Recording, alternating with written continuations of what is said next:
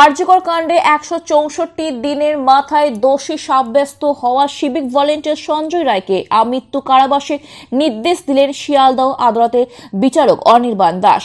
শনিবার সঞ্জয় রায়কে দোষী সাব্যস্ত করেছিলেন বিচারক। ভারতীয় ন্যায় সংহিতার ৬৪ ধর্ষণ ৬৬, ধর্ষণের জন্য মৃত্যু ১০৩, খুন এই ধারায় দোষী সাব্যস্ত করা হয়েছিল তাকে। মূল অভিযুক্ত সঞ্জয় রায় তার যে সাজার মেয়াদ ঘোষণা হয়েছে লার্নেড অ্যাডিশনাল ডিস্ট্রিক্ট এবং সেশন জাজ ১ নম্বর শিয়ালদা এই মুহূর্তে ঘোষণা করেছেন। সেখানে সঞ্জয় রায়কে যে গত ১৮ জানুয়ারি ২০২৫ তিনটি ধারায় দোষী সাব্যস্ত করা হয়েছিল।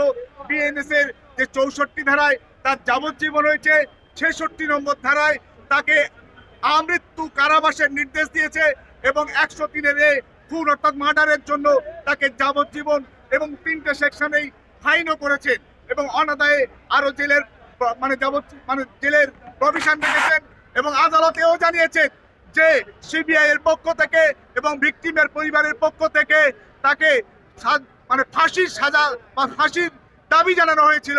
কিন্তু আদালত বলেছেন এই বিষয়টা আমি মনে করছি রেয়ারেস্ট অফ রেয়ারেস্ট ম্যাটার নয় বা বিষয় নয়, সেই কারণে আমি এখানে ফাঁসি অর্থাৎ ডেথ সেন্টেন্স বা ক্যাপিটাল সেন্টেন্স আমি দিচ্ছি না।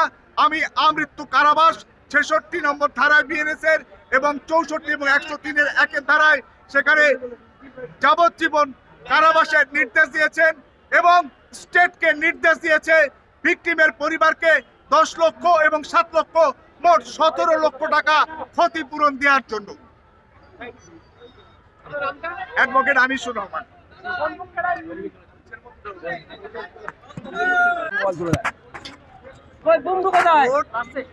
কোর্টের কাছে আমরা যখন আমাদের রিটেন নোটস অফ আর্গুমেন্ট জমা দিই তখন আমরা বেশ কিছু যেই পয়েন্টের উপরে বেস করে কোর্ট আজকে এই জাজমেন্ট দেয় এবং আমাদের পয়েন্টস এটা বলা ছিল যে আমরা বিশ্বাস করি যে এই ঘটনার সাথে আরও বেশ কিছু মানুষ কেউ বা কারা যুক্ত রয়েছে এবং that is what has come out through this judgement.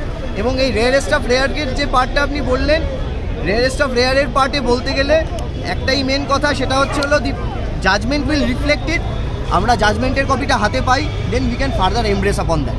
বলছেন যে তদন্ত কনফিউশন তৈরি করেছে, বেশ কিছুটা কনফিউশন হয়ে গেছে সিবিআই তদন্তে, কি বলবেন? সেটা লার্নেড কোর্ট নিজের জাজমেন্টেই রিফ্লেক্ট করবেন এবং বলেছেন এবং এর আগের দিন যে 18টা পয়েন্ট কোর্ট বলেছিলেন তার মধ্যে 2টো পয়েন্ট খুব স্পেসিফিক্যালি অ্যান্ড ক্যাটাগরিক্যালি বলে দিয়েছেন এবং জাজমেন্টটা পেলে আমরা ফার্দার এই পার্টি এমব্রেস করতে পারবো। Thank you. এখানে খুশি বা দুঃখের কোনো প্রশ্ন নেই, কারণ আপনারা জানেন যে আমাদের যে অধরা প্রশ্নগুলো সেই অধরা প্রশ্নগুলোর উত্তর না পেয়ে আজকে এই লড়াইটা আমাদের এই জাজমেন্টটা হলো। ফলে আজকে সিবিআই যেরকম চার্জশিট দিয়েছে তার উপর ভিত্তি করে জাজমেন্ট এসেছে। আজকে সন্দীপ ঘোষ দাওয়াখানার ওসি তত্ত্বকুমার লোপাট করেছে, আজকে প্রাইমারি চার্জশিটে প্রমাণিত হয়েছে। তারা বলেছে যত তাদেরকে ছেড়ে দেওয়া হলো তাদের বিরুদ্ধে সাপ্লিমেন্টারি চার্জশিট দেওয়া হলো। সিএফএসএল রিপোর্টে মাল্টিপল ডিএনএ, সেই ডিএনএ গুলো কাদের সেই উত্তর আমরা পেলাম না। আমরা উত্তর পেলাম না যে সিবিআই যে সিসিটিভি ফুটেজ সেখানে ৬৮ জনকে দেখা গেছে, একজনকে যারা চিনতে পেরেছে। এটা একটা বাচ্চাও বলবে একটা হাস্যকর বিষয়। তারা যে অর্থসত্ত্ব চার্জশিট দিয়েছে তার ভিতরে জাজমেন্ট হয়েছে। ফলে এই উত্তরগুলো পাওয়ার জন্য আমাদের লড়াই চলবে। ফাঁসি হবে না, যাবজ্জীবন হবে, কিন্তু 25 বছর করেছে। এটা ঠিক আছে, ও তো আসল দোষী নয়। আসল দোষী যারা তারা তো ছাড়া পেয়ে যাবে।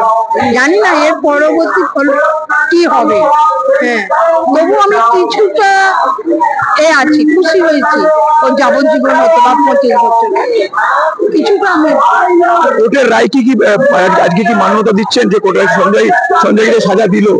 হ্যাঁ, না সেটা তো ঠিক নয়, তবুও তো এটা তো ন্যায় বিচার তো হচ্ছে না, খুব প্রহসন চলছে। এই প্রহসনকে আটকাবে, আমরা তো কিছু নয়। আমরা জাস্ট এখানে এসে একটু জমায়েত একটু হই করে চেঁচামেচি করে, আমাদের তো গুরুত্ব কেউ দিচ্ছে না। হতাশ। হ্যাঁ হ্যাঁ, এইরকম একটা জঘন্যতম ক্রাইমের জন্য যার যাবজ্জীবন নয় মৃত্যুদণ্ডের মতো সাজা দেওয়া দরকার ছিল এবং তার সঙ্গে আরো একটা গ্যাপ, আমরা পুরো অর্ডারটা পড়বো, আরো যদি কোনো গ্যাপ থাকে, গ্যাপে আরো কারা কারা জড়িত আছে সেগুলো খুঁজে যদি বার করার একটা জায়গা থাকে, আমরা মনে করি কমপ্লিট জাস্টিস হলো না, জাস্টিসের একটা পার্ট হলো এবং বিচারক যেটা ভেবেছেন সেটা করেছেন। কিন্তু এরপরেও আইনের নিয়ম আছে যে আরো উচ্চতর কোর্টে সেটার বিচার হয়। আমরা বিভিন্ন দেশে দেখেছি আর্থিকের আবহে ফারাক্কা কিংবা জয়নগরে ফাঁসি হয়েছে, সেক্ষেত্রে এক্ষেত্রে ফাঁসি হলো না, বিষয়টা কিভাবে দেখছেন? সেখানে রাজ্য রাজনীতি তোলপাড় হয়ে গিয়েছিল এই ঘটনা। দেখুন, আমরা এই জন্যই দুটো পার্ট আছে। একটা পার্টে আমরা মনে করছি যে তাহলে আরো অপরাধী আছেন যারা এর পাশেও রয়ে গেছেন, বিচারক মনে করেছেন যে এর চেয়ে হয়তো আরো কোনো ভিন্ন অপরাধকারী সে বাইরে ঘুরে বেড়াচ্ছে, তাকে সিবিআই ধরে আনুক। তো আমরা আশাবাদী যে একটা শাস্তি যেটা ম্যাক্সিমাম হওয়া উচিত ছিল সেটা ম্যাক্সিমাম হয়নি, কিন্তু তার সঙ্গেও আমরা মনে করি হায়ার কোর্ট যেগুলো আছে সেগুলোতে আমরা আরো ভালো করে আমাদের সাধারণ মানুষের যে প্রশ্ন এবং বিচার কমপ্লিট জাস্টিসের যে পার্টটা, সেই পার্টটার জন্য আমার মনে হয় এখনো বাকি